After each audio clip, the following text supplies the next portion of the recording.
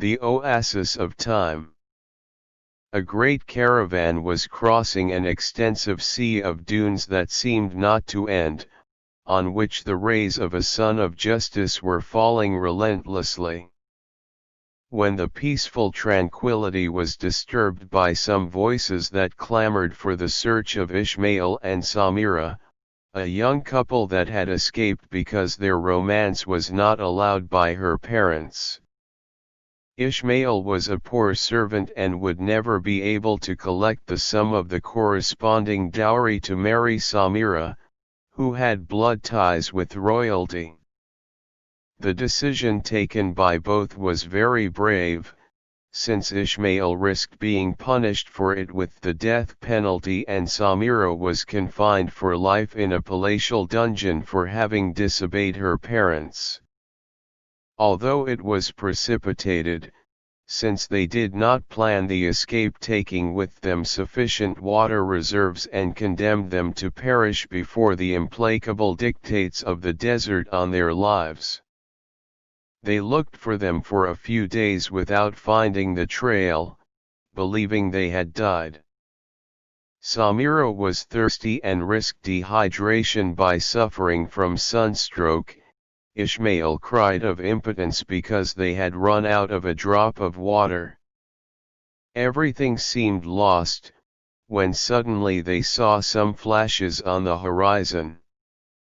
Ishmael feared the worst, thinking that perhaps they had come from the caravan, and both knew the end that awaited them if they were caught. She could not continue any longer and fainted, and Ishmael had to carry her in his arms. A deep sadness invaded him and some tears fell down his face. She tried her best, but could not reach the place where the flashes were coming from. Samira woke up inside a tent, and when she came out of it she discovered that she was in an oasis. She fervently believed that she was in paradise and both would not suffer any more, but soon she felt hungry and thirsty, decided to drink fresh water and feed herself with some dates. Everything was silent.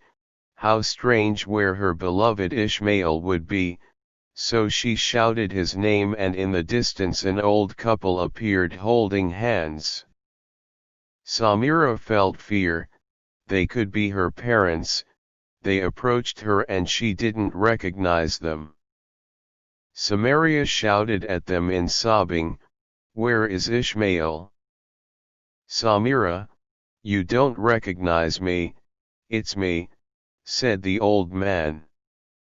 "And who is she?" "It is you, my beautiful beloved." Samira in a love impulse went to embrace him, and his body vanished as if it were a mirage. Only the old woman remained before her and looked into her eyes, recognizing herself in them. With joy, she accepted her destiny, knowing that Ishmael was faithful to her during her life, but she felt a deep sadness after losing him and wondered what had been the fruit of such great love. One morning, surprised, she saw a young man appear carrying a vessel, and Samira thought that perhaps it was Ishmael, but she was frightened because her hands had grown old. Samira had sacrificed her youth to see that young man again. Yes, it was Ishmael. He had come back with living water so that he could regain his youth and make up for lost time. Love whenever you can, because time escapes in this world and does not return.